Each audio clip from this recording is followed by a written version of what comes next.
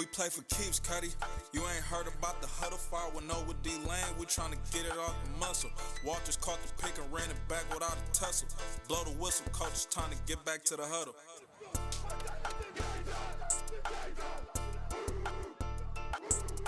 Welcome to the 510 Huddle. We back again, another week. We just finished up week 3. My Raiders are 3-0. Let me get that out the way. How you doing, D-Lane?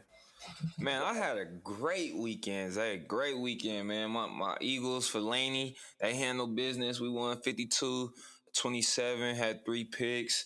2 of my DBs had 2 pick sixes. So I had a great weekend, man. I won both my fantasy league matchups. But then we fast forward to Monday. And my freaking funky ass Eagles, Philadelphia Eagles, wanted to ruin the whole thing. Let me get your chest off so you can talk how you feeling. Yeah. So when I watched that game too, and honestly, I picked the Cowboys to win, but I thought it was going to be a closer game. But after the first 3 weeks, I've really feel like Dak is just taking over that team. So let me ask you this: after watching your Eagles last night, is Dak and the Cowboys too much for them? What's going on with your Eagles to will they be able to compete? Man, I'm a realist. I got to be real about my team here, man. We're just not. The Cowboys are the better team. If we talking about right now and last night, the Cowboys were the better football team. They were the better prepared football team, better coach football team, more disciplined. Oh my God, Zay, I was just disgusted. It was disgusting to watch, man. At one point, it was 41-14. We had like 13, 14 freaking penalties. Just hella undisciplined, man. Jalen Hurts, and it was like three of those penalties was literally on the coach and Jalen Hurts. They kept trying to run some damn RPO plays, and Jalen wouldn't throw the ball for a few seconds, and that allowed offensive linemen to get downfield. Like, that's a communication thing. That's a rhythm thing. That's a rhythm thing between the coach and the play caller and the quarterback. So I still feel like every freaking other play, it looks like we're throwing a check down screen or a screen. Like, how can we ever know if this kid can push the ball down the field on a consistent basis if we don't call the shot balls, the shot plays? Yeah, man, I was just extremely frustrated watching the game, and at this point, I really miss Dougie P back, and I damn near even miss Jim Swartz on defense. Our defense looked like Swiss cheese last night, man. We was just getting ate up, pounded through. Zeke and the crew was pounding the rock down our throats, and I just want to shout out Trayvon Diggs, man. He's making a case for himself to be a top 5, top 10 corner this year. That young boy was balling out there, number 7 for the Dallas Cowboys. And I think I took 2 things away from that game. The Cowboys won. I wouldn't say super well coached. I just feel like Dak needs his flowers, and we're seeing. I didn't mean to say super. If I did, I just meant more well coached than us, Zay. Oh yeah, no, definitely. I mean, you guys have a first year coach, right? And unless, you know what I mean, you're just a superstar coach with a loaded team. It takes some time to build. But I took away from watching the Cowboys early on this season is, one, I believe they drafted well, young talent, like you mentioned, Diggs, Micah Parsons flying around. They got this rookie D tackle. I can't pronounce his last name. Shout out to you, bro. You're balling. They got. I just think they have a lot of. They have pieces on defense that are young. Now offense are loaded. I mean, I think they have the best receiving core in the NFL. Zeke and Pollard are doing their thing, and what's ironic is Zeke is not even the old Zeke. It's just they got two running backs doing their thing. But I say all to say is, to me, Dak is put himself in that conversation as I'm a top 7 quarterback. And everything he's doing, he's concise. He's leading that offense. I think a lot of credit should go to Dak. And I know it's been a lot. He's showing that he earned that contract. So that's what I took away from the Cowboys. And with the Eagles, and the new team, a lot of young pieces. And if you really take a step back and look at the roster, it's a lot of young pieces. And the pieces that have been there with the older teams, the Super Bowl teams, they're getting older. Graham's out for the year, right? A lot of your pieces on defense, you got a young corners, young wide receiver. So I think it'll be all right. If I'm an Eagles fan, I'm just looking for 2 things this season. 1, how my team competes, and 2, is Jalen Hurts the quarterback of the future. But I will say this, something that I will say. The Eagles, at the end of the season, we'll see if they made a right choice firing Doug Peterson. Because right away, we all look at Frank Reich as a legit, respectable coach in the NFL. And it's going god-awful right now with Carson. And, that's all I got to say. But we'll talk more later. But I think... Zay, are you not... like you told me last night, it's a long season, so I know I got to give it some more weeks. But Sirianni, the new head coach for my Eagles, he been with Jalen all summer. Been with him all training camp. We actually got a training camp this season, unlike last season due to COVID. Got a few preseason games. It's 3 games. It was 3 games into the season, small sample size, and he started 7 games. I believe, combining last year and this year, Jalen. If we extrapolate his numbers out from last season and this season, he would have actually ended up over a 16-game season having more interception, turnovers, and more sacks than Carson was on pace to have last season. So my question to you, Zay, is he had them all camp, all summer, and all preseason, and now 3 games of the regular season. Is it more so Sirianni's play calling that's not helping Jalen with all these bubble screens? Or do you think it's more so Sirianni knows he's not that guy? I can't push the ball downfield consistently. I've seen him enough now already. I know he's not that guy. And do you see my Eagles moving past Jalen after this season? So it's kind of like 2 in 1 questions. Yeah, I'll be honest. I think this goes... the blame goes to a little bit of both. One, I want to say this. Jalen has learned 2 offenses. Actually, let's be honest. He has learned 3 offenses in the last 3 years, going back when he transferred from Alabama to Oklahoma. Mm-hmm. All right. So, D-Lane, football player, especially quarterback, that's already hard when you're young. 2, I firmly believe you want to have your players do what they do best. But quarterback, to me, is a developmental piece, right? Like if you're Lamar Jackson, right? I'm not going to throw 60 times a game, right? It's not to your strengths. But I do want you to have certain throws that are going to help your development. Last year with Hurts, if you looked with Doug Peterson, they're pushing the ball downfield. Hurts has a strong arm. And I think right now, Sirianni's running a lot of college gimmick plays not college gimmick plays, but a short passing game for Jalen Hurts of the RPOs, trying to get him mobile. No, use his big arm. Let him develop his arm talent. Because to me, you can't handicap him or he'll never develop and you'll never know what he truly can be. I think big picture from just the prospect, I think Hurts could be a poor man Dak, right? Because he is so physically gifted.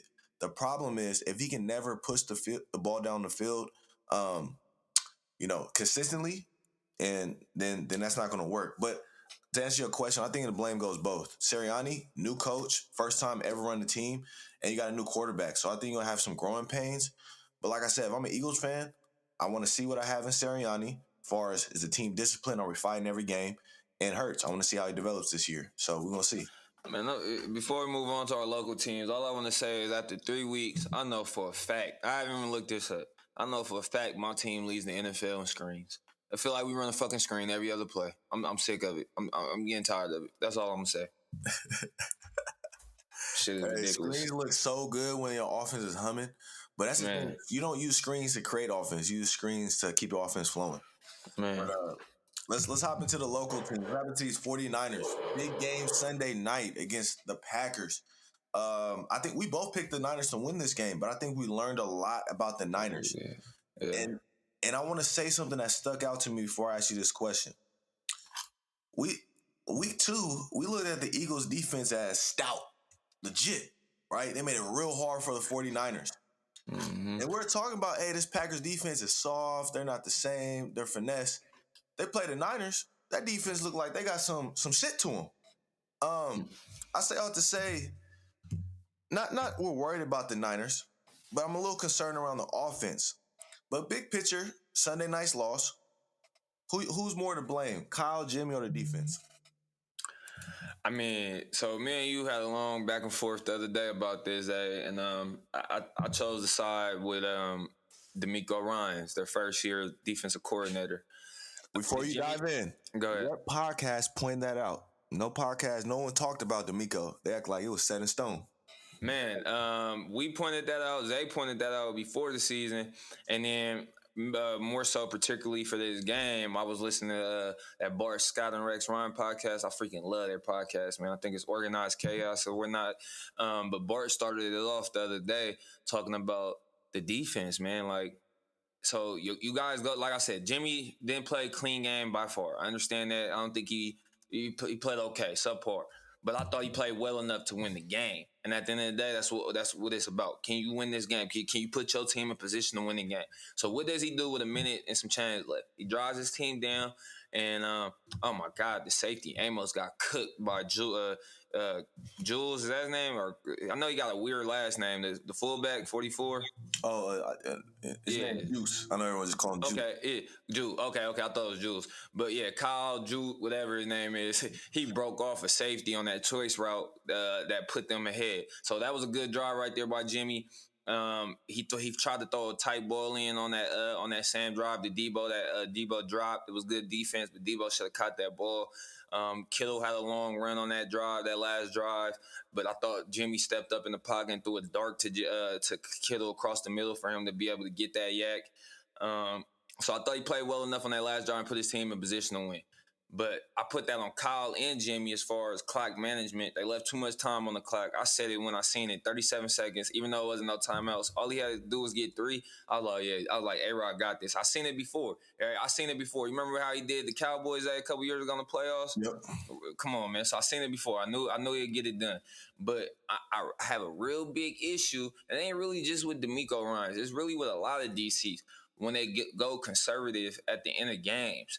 So it looks like they were just one-on-one playing Devontae instead of being in 2-man, trailing underneath, pressing up, and making Aaron Rodgers throw all the hard throws outside the numbers, the corner routes, the deep outs, and whatnot. They literally had the middle open, 2 plays back-to-back. He hits Tay Adams back-to-back in the middle of the field. Aaron Rodgers does to set up the go-ahead field goal and win the game.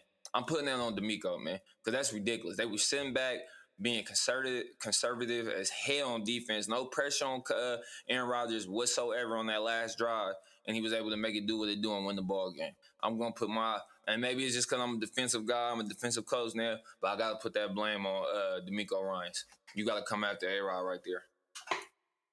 No, and again, I think DeMeco deserves some of the blame. Just again, as he's learned to be a DC, put his team in the best positions possible. Again, I mean, we're not going to talk. It's not Teddy Bridgewater and Sutton out there. This is Aaron Rodgers, Devontae Adams, 2 walking Hall of Famers. And if you look at that throw to Devontae, I mean, 3-4 guys can make that throw in the league. But I'm the first one was a dot. It was dropped in right behind the linebacker's arm, behind Fred Warner. Go.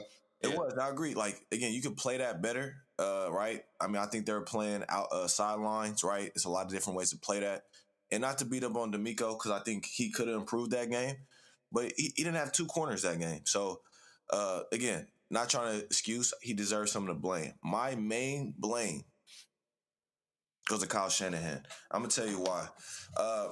At first, we're talking, I was putting a lot of blame on Jimmy. But why would I do that? We know who Jimmy is. I'm not going to blame Andy Dalton. I'm not going to blame, quarterbacks who we know who they are. We know who Jimmy is. Jimmy turned the ball over 2 times.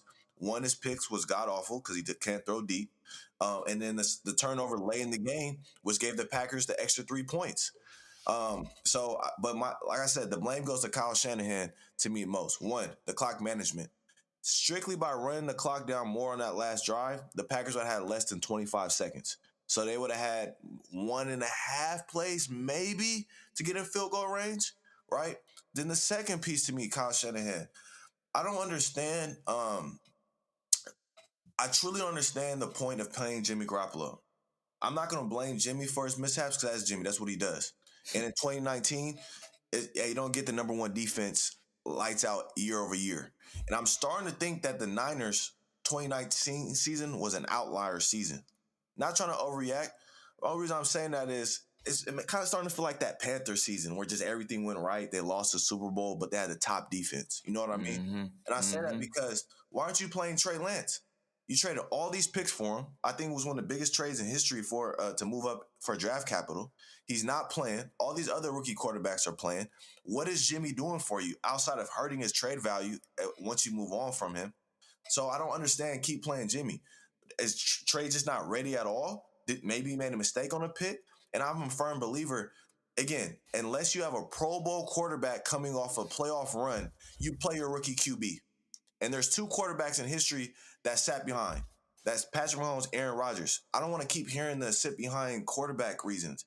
No, Aaron Rodgers sat behind Brett Favre. And Pat Mahomes sat behind Alex Smith, who went to the playoffs 5 straight years for the Chiefs.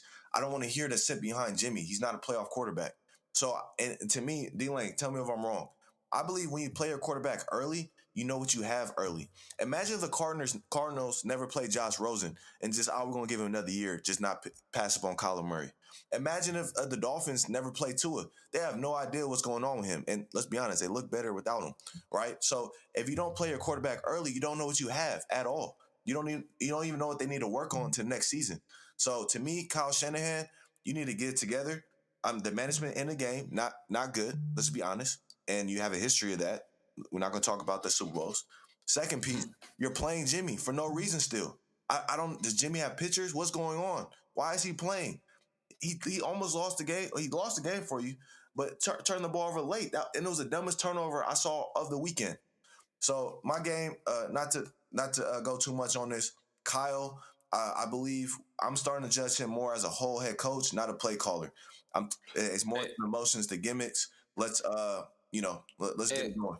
And let's stay here for a quick second on Kyle's. We had this discussion as well the other day. At this point, given his resume, his record, and him being a part of 2 Super Bowl collapses, one as a head coach and one as an OC, some clock management issues throughout the years. What's going on with Kyle? Is Kyle ceiling more of an elite OC, or should he be the head coach? What do you think? I'm gonna still say head coach. I'm not trying to overreact, but everything that doesn't go well for the Niners to me is now on Kyle. We're on year 4, year 5. We're on year 5, I think. Yeah. No, we're on 4. I think didn't him and Gruden get hired at the same time? Hold on, let me just double check that. I'm pretty sure. No, Kyle started in 17. So we're on year 5. Okay. So 5 seasons, 1 playoff trip, and again, we're not gonna just brush over like it's a whatever playoff trip. You went to the Super Bowl and we're in position to win. But your record as a coach is 33-37. Man, okay? Come on. Your team is low. Before you finish, do you think a black coach could survive that? Because hell no. That record and that being in the playoffs out of 5 years. Let's take a step back though. He's not just Kyle Shanahan. This is Mike Shanahan's son.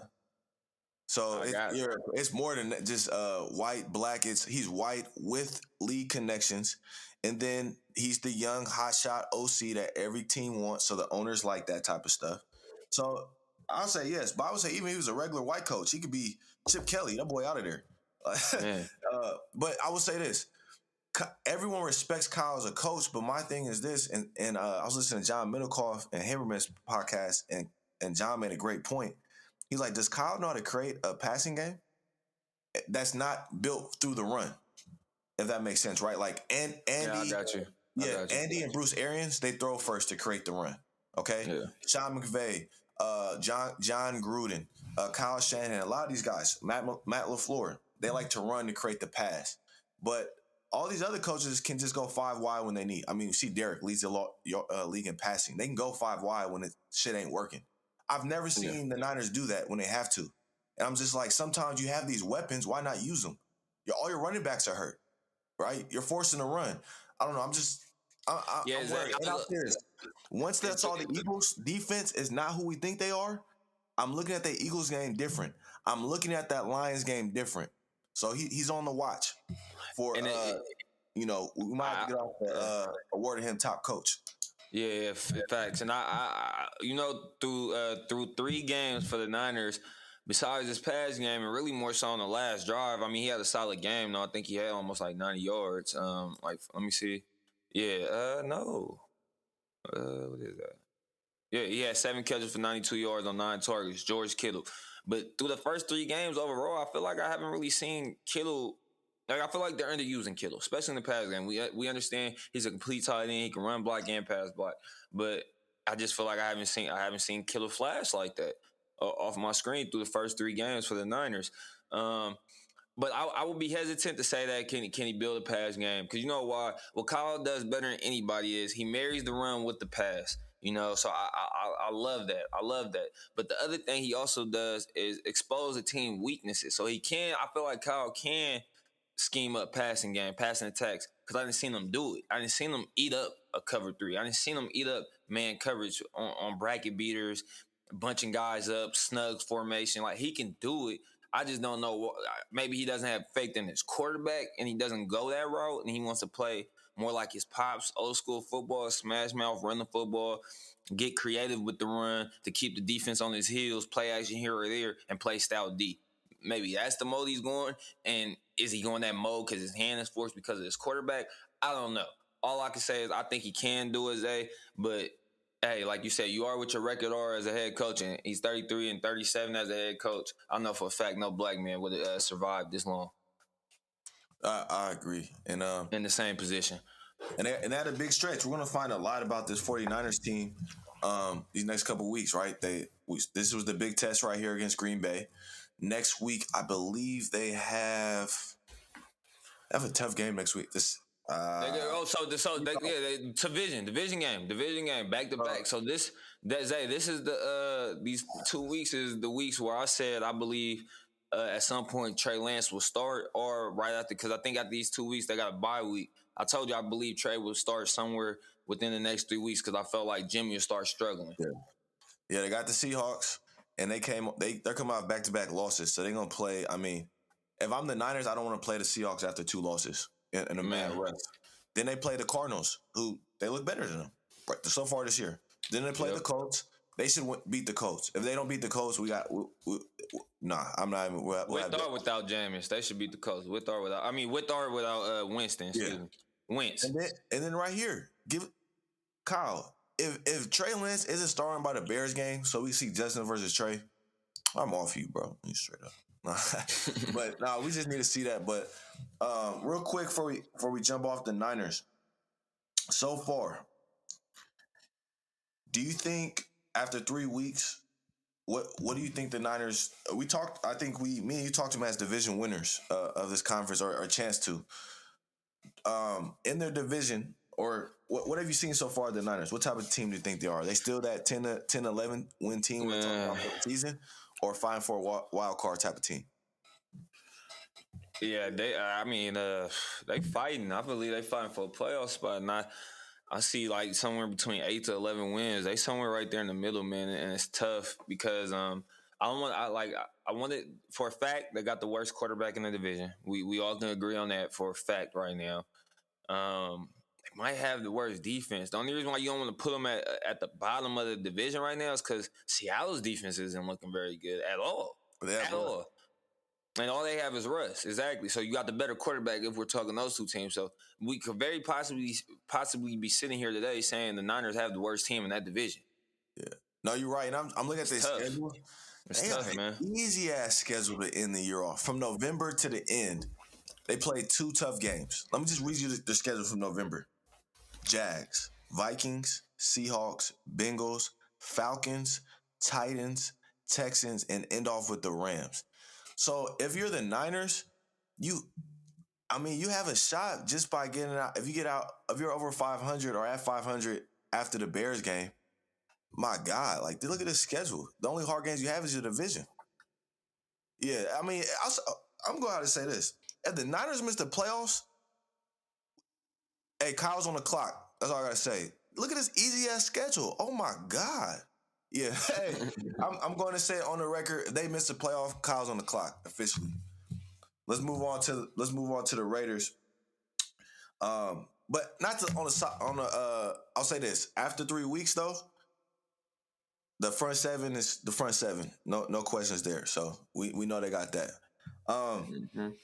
So the Raiders off to a 3-0 start. First time since 2002, the Super Bowl year. I was 6 years old. It's a long time ago. Who deserved the most credit for this hot start? Who you giving that to, Wayne? Man, by far, DC, and he damn near still my MVP so far through 3 weeks of the season. You gotta give it to him, man, just for all he been through. all Derek Carr been through just to play for John Gruden, man. Come on, we all know Chucky, one tough son of a you know what, and never fully embraced DC, and he's out here balling his ass off. He averaging damn near like 400 yards in the air per game, in complete control of the offense. I think for the last every week of the season, he didn't hit Ruggs. They connected on a deep ball. So he's just in complete control of the offense right now, man. I'm loving the way DC is looking. I'm with you. We're talking about this, when I think about this topic, I was going to say DC as well, and then I took a step back. I'm like, well, if we're gonna give credit because we've been bashing him since he got there, I'm gonna have to give Gruden this credit, and I'm gonna say three reasons. One, the development of DC, right? Year over year, he has looked better under John Gruden, and this is the best I've seen Carr play in his whole entire career. Like we talk about 2016 season. Yes, it was flashy. We made the playoffs, but Carr still completed under 65% of his passes. It wasn't as accurate. He's accurate, in control, lights out. And again, where everyone, the line this, the line that, it doesn't matter. Two guards out, a new made O-line, still getting it done. Josh Jacobs out, young receivers. And so, I'll say this, when I give Gruden the credit, look at Ruggs and Brian Edwards. We're like, look at, last year, give him credit. How'd you pass on Lamb or so on? Where you're seeing the development of Ruggs this year. You're seeing Brian Edwards making big plays. Again, Darren Waller, John Gruden found him. He went out and got Gus Bradley. Like, hey, I'm giving him credit for doing that. And then some of these picks are looking good. Max Crosby leads the league in pressures. You got Nate Hobbs is the number one graded rookie DB through the first 3 games. So some of these players are developing to some real players that John Gruden got knocked for. Jonathan Abrams looking like a legit starting safety. You don't need him to be a Pro Bowler. You just need him to be a starting safety as you count on. Had 2 big pass breakups last game. They took him deep. Is making plays every game. He doesn't have a penalty called on him this year, and he led safeties and penalties the year before. So I gotta give Gruden, and I'll sprinkle in Mayock as well because I believe he had influence. Some picks. The last piece I want to say about Gruden that I really like, outside of I think a point of last game, he's aggressive. I love his aggressiveness this year. I mean, we saw week 1 in the overtime game. Instead of just running for the field goal, he went for the touchdown. So I'm giving my hat to Gruden for putting all this together. But not to jump ahead, we are to a 3-0 start. Got to keep it going. Big test against the Chargers this week. Man, big, yeah, now that's a big one. I'm gonna have to save my pick for that one later in the week, but that's tough right there. That's a good one. That's a good game. Yes, sir. All right, let's dive in to the game, which we thought was going to be game of the weekend. Really wasn't a fair fight really after the first half. Rams, Bucks. So let me ask you, D-Lane, are the Rams top dog in NFC now? Man, I think that might be the wrong questions. They might be top dog in the league. Ooh, they might be top dog in the league. Yeah, they look complete, man. A complete football team, similar to how they looked last year. Like I said, last year they were the only team that was top 5 in offense and defense. But you know what? I'm not too worried about the Bucks. I would actually like to see a rematch of this, and I think things will actually be in the Bucks' favor because when I'm watching the Bucks play on defense, they only pressure probably like 5-10% of the time. That's not a Todd Bowles defense. We all know Todd Bowles loves to bring pressure and blitz. So maybe he was just saving some things for down the line or whatnot. I'm not sure, but I definitely expect if these two teams meet up again, I expect the game to be closer. But I definitely seen what I expected out of the Rams and Stafford after that rough start. I think he started off 1 for 6 with his first 6 passes, and then after that he was just in complete control. He got D-Jack. D-Jack got behind the defense, for a long ball. Maybe the greatest deep threat receiver in the history of the game besides Randy Moss. Deshaun Jackson, still 35 years old, still blowing by folks. Cooper Kupp, damn near leading the league in receptions, touchdowns, and yards right now. He's balling out of this world right now. Him and Stafford's connection is ridiculous. So, yeah, man, the Rams, you got what you expected from the Rams, but it was a lot left to be desired from the Bucks out there this past Sunday. Yeah, I agree. And like you said, the Rams is one of the best teams in football. I think what the telling stat to me from that game and what I saw, Tom Brady was the leading rusher for the Buccaneers. Mm. That's a problem. He led the team in rushing. So I believe with 14 yards. Like, come on now. Mm. Um, I think Tampa is still that team, and playoff time is still an animal. To me, the only question mark that I really see with the Rams, they have a top coach in the NFL. They have two players that are number one at their position, Aaron Donald, Jalen Ramsey. They have a top 10, top 12 quarterback in Matthew Stafford. They have weapons everywhere. To me, the only question I have with the Rams after watching Tampa game, can Matthew Stafford handle the success in the playoffs? I think they're looking like they're going to have that good season, number one seed, and it's all on. Can Matthew Stafford handle success for the first time in his career? And I'm looking forward to it. I think he can. Like he handled that game, came off on fire.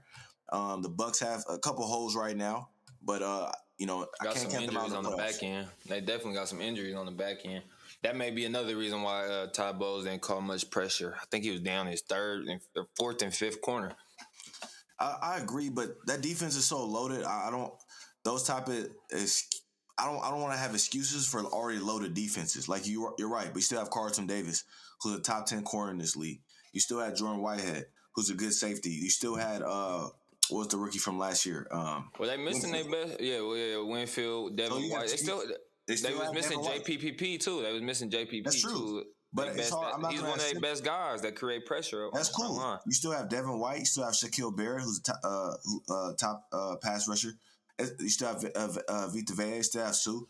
So again, like I understand, you still have good players and Pro Bowl level players on your defense. Levante David, So I understand there's injuries, but it's like it would be like you have 5 All-Stars. You're like, yeah, we're missing 2 of our All-Stars. Like, hey, you still got other guys. Because if you look at the Rams, you take away the Donald and Ramsey, the Rams defense. There's no other real special players on their defense, right? They have serviceable players. Like their other corner Williams is pretty good.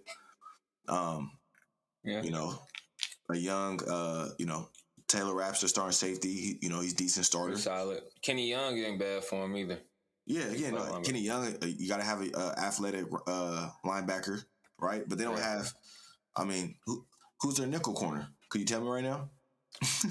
Last year, I think, was it John Johnson? I think he was one of their safeties. He's one of I their think they safeties might have on rolled Johnson. him down. Yeah, I think they rolled him down last year. He was with the Browns now, though.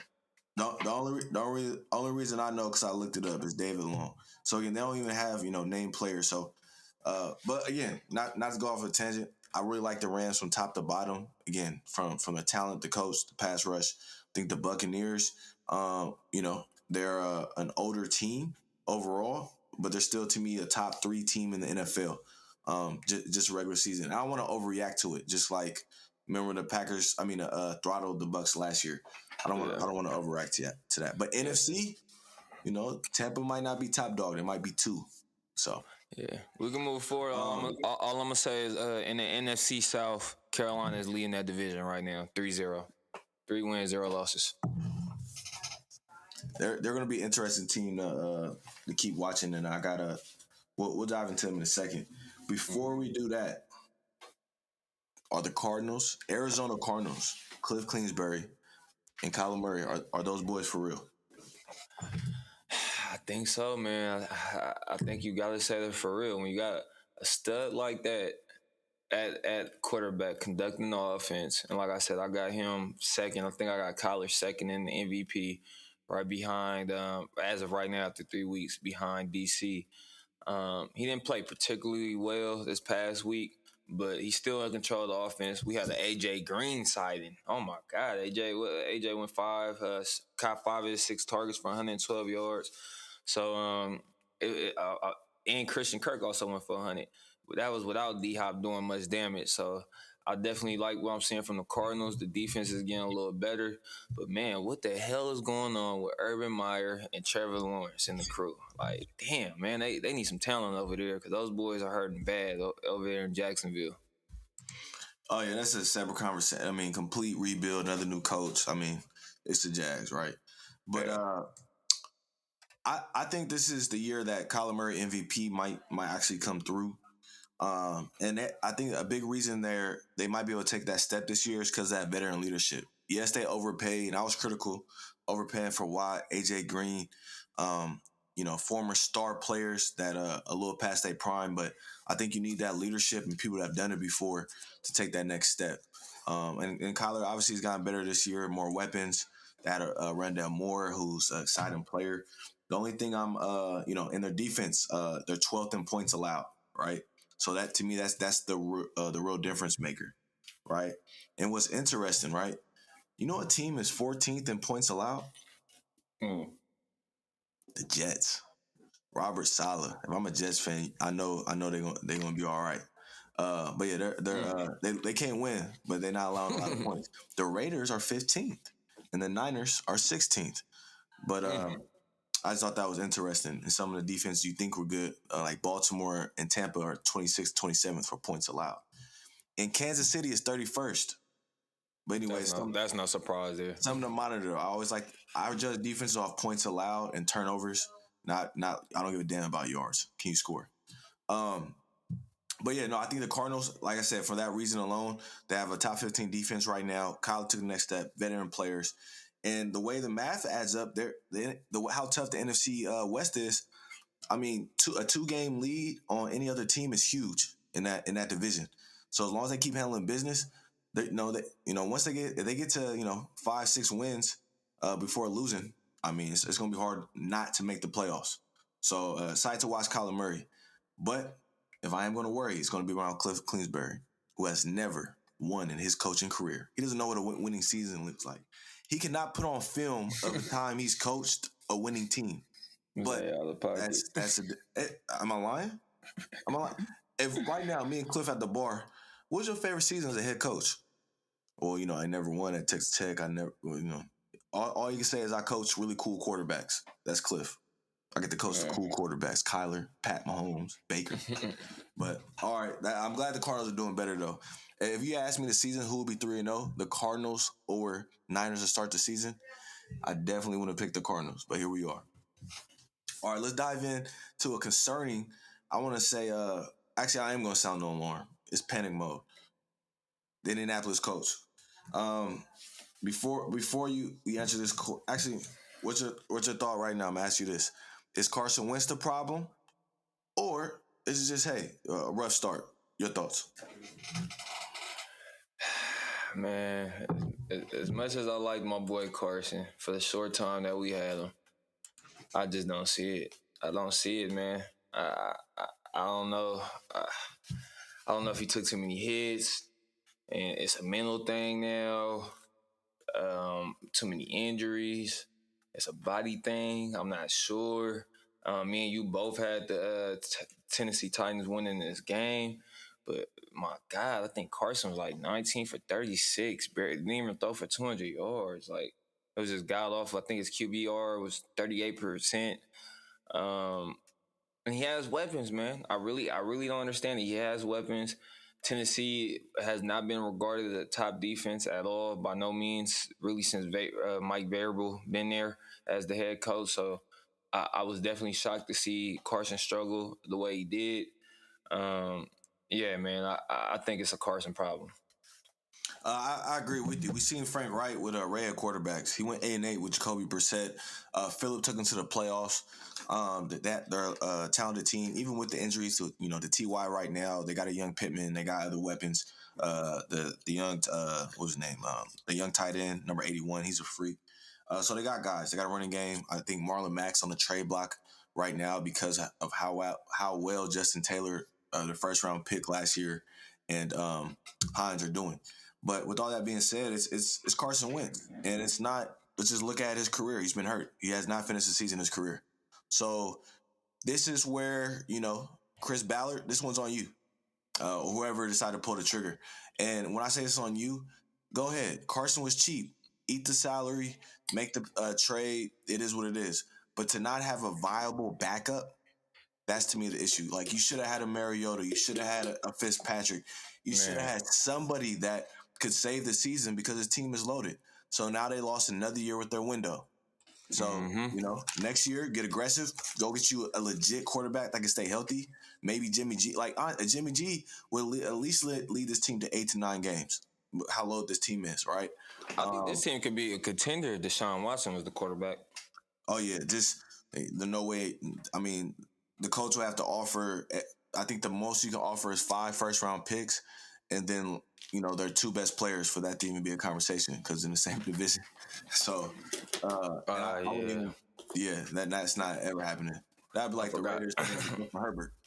Yeah, I forgot they're in division. Nah, it's a shot in the same conference. There's no way in hell he's getting traded inside the division. You got to see I forgot about that. Year, next 10 years. Hell no. But I will say this, not to get ahead of ourselves. I do think the coach will miss the playoffs under Carson. I do think Dougie, your boy Dougie, loving it. He gonna be on number 1 coach next year. I told y'all it wasn't me. Told y'all. Facts. Look what I did with Hurts. Look what I did with Foles. Give me anybody. I got it. So if I'm Dougie, I'm talking to my agent every week after Carson loses. So we're gonna get 9 million. How much is the next coaching job? So Dougie's making him a lot of money every week it goes by with Carson to show that he's a disaster. And the reason being is we've seen Doug with every quarterback, and he's done well and suitable and can win. Even Hurts, he made that work. All right. Then we seen Frank Wright. He's worked with every before the season started. He thought he was gonna have Andrew Luck. Then last minute, here's Jacoby, and he went 8-8. Right. So we seen Frank Wright win with different quarterbacks. So this one's on Carson. He's hurt and he's not playing well. Time to move on, Carson. Because your athletic ability, I don't know what happens after this. We're gonna see. But I will say this now: Coach will miss the playoffs. All right, let's hop in real quick. Oh, any last thoughts on the coach, Leon? No, sir. Let's hop into some overreaction, and no overreaction real quick. It's early in the season, so there's a lot of bull takes going on. So let's hop into one real quick. Steelers, rough start. Big Ben looks old. Will the Steelers miss the playoffs? Is that an overreaction? No, it's not an overreaction. The Baltimore Ravens and the Cleveland Browns are 2 better teams in their division. I do not see the Pittsburgh Steelers making the playoffs. For me, they still have a stout defense and weapons, but how tough the AFC is, they have 8-8 written all over them. Or you can't be 8-8. I see them as an 8 to 9 win team, strictly based off that defense. I think they're 13th in points allowed. Watt's coming back. He can win at least 1 game for you. But they will miss the playoffs. All right. Seahawks. Will they win less games than last year? They won last year 12 or they won 12 last year, right? I thought they won 12-4. 12-4. Ooh, hey. In rest we trust. I'm gonna say around the same. I'll go 12. Damn. They 1-2 already. I got them splitting with everybody. No. I'm gonna say under 12. I'm gonna say under 12 because they already 1-2, and I don't think they played the division game yet. And I damn near got them splitting with everybody in their division. So yes, I'm gonna say lower than 12 wins for the Seattle Seahawks. Lower. Okay. I'm gonna say lower as well, just because they remember last year they got off to that hot start. That's what usually when you win 12 plus games in a season, it always comes from a hot start. You don't roll into that. You know what I mean? You got to stack those wins. So I got them winning less, and not to stay on a tangent on this, but I think it's 2 pieces: a new OC, because they're not finishing games, they're scoring like crazy first half, nothing happened in the second half. That's called no adjustments. Second piece. The defense is Jamal Adams and Wagner, and everyone else is poo. So, again, they got to figure that out. But the Russ is expensive, and that offense is expensive. And they gave Jamal Adams a lot of money. Let's hop into the next one. And this is actually one of my favorite ones. I've been seeing a lot of this. The Denver Broncos the top 10? Are the Broncos a top 10 team? Overreaction or no? Overreaction. They're still in a tough division with the Raiders, another undefeated team, Kansas City with Pat Mahomes, and then Justin Herbert. But what I want to give more credit to Teddy, man. Oh my God, Teddy's balling right now, leading the NFL in completion percentage, no turnovers yet on the season, or at least no interception. I believe. I don't know. I'm not sure if he had a fumble or not, but he hasn't thrown an interception yet. Um, just want to root for the guy, man. Like, especially after he had that gruesome injury early on in his career, we never thought he'd quite back.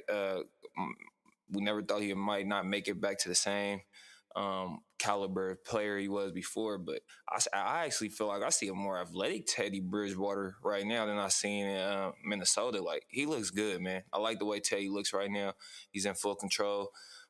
They got some weapons. And it's a kid that I like. I just actually picked him up on my fantasy team, Tim Patrick. He's the receiver that's been eating for the Broncos since Jerry Jeudy went down. So keep your eye out on that kid. He got a little bit of talent. Oh yeah, to me, I'm right there with you. It's complete overreaction. They haven't played it. If you combine the three teams' record they played, it's 0. So they haven't played a team that's won a game yet. And I think the offense got hit hard. They've lost. Judy's gonna be out a while. Again, 8 weeks. And then Hamler's lost for the year. So it's gonna be Cortland Sutton, the young tight end Fant, and then they just signed David Moore from the Raiders practice squad. Deep ball receiver, really good decent career up there in Seattle. But I'm not ever betting on Teddy. And in this division, it's too tough. I think you can't have the weakest quarterback and survive. But I will say this. Shout out to Teddy. He deserves it. Long time coming since he was running the team back in the Minnesota days. So, last one. Will the Chiefs not win the AFC West? We got to think Chiefs. about that.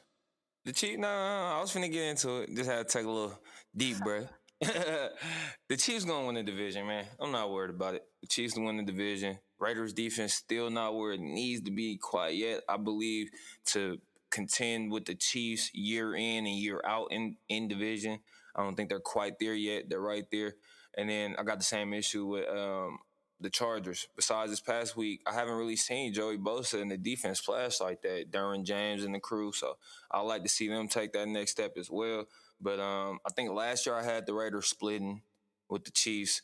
This year I had the Chargers splitting with the Chiefs. I just didn't know if it would be the first meeting or the second meeting that they won. But it looks like they won the first one. So I'm going to have the Chiefs winning the second time around versus the Chargers. But I got the Chiefs winning the division. I'm gonna go out and lean. I think they will win the division, just because we of Andy Reid's history. We've seen all to slow starts before. We've seen him go 1-5 and then not win 10 straight games, 11 straight games, something crazy. When you have the best quarterback coach combo in the league, and that's what they have with weapons, I can't count the Chiefs out. Again, it's 3 weeks. Every coach breaks the season up in quarters. So the first quarter of the season is almost up. It's a bad first quarter, right? They can rebound, especially with those weapons. I will say this. Their defense is worrisome. Very. And on defense, to me, you got to have a group of starters. You don't need to have a bunch of stars, but you need to have solid starters. Outside of Tyrann Mathieu, Chris Jones, Frank Clark, who's been hurt, they don't have any guys that you're worried about. Thornhill's a good safety. The corners, right? So the linebackers, right? Willie Gay Jr., he's decent, right? But I don't think they have enough on defense. To me, that's what's to watch. Because remember, you can't have a bottom, 22nd or worse defense and do well. So. Shit, I mean, Pat almost took this because I told you early in the season, I think I said it after week 1, the Chiefs are reminding me of the 2018 Chiefs, and he was a penalty or two away from taking that team to the Super Bowl. So if anybody can do it and get it done, I think it's Patrick Mahomes. Yeah, can't overreact. I won't say any overreaction until like week 15 on the Chiefs. You never count Patty and Andy out. And shout out to Andy. He's out the hospital today as well. So, man, good thing. That's good to hear. My boy Big Red back and healthy. Yeah, he getting older, man. My guy needs to make sure he's walking around, get some exercise. Slow down them cheeseburgers. You know, Andy love a good cheeseburger. He gotta chill out with those. My boy Big Red. I saw someone said a coach's diet is the same as a long distance truck driver diet. And hey, ain't lying. Hey, man, you know I know the grind. I barely eat, man, because I'm always on the go, running and moving. So I definitely can understand that one. Yeah, and when you eating, it's not the best of the food choices. Facts. So. Facts. But I'm excited, man. Every week gets better. Before we hop off, I just want to say shout out to my Ducks real quick. College, anybody locked in, they doing well. And I'm ready to see SC's new head coach. Anything before we head out, D-Lane? Nah, check us out Friday on Instagram Live every Friday for your upcoming week picks. Picks. My upset pick was right for the week too. If you put any money on the Bengals, you's a happy man. So, or lady. All right, y'all. We'll see y'all next week and Friday for the game picks. Make yourself some money, yes sir.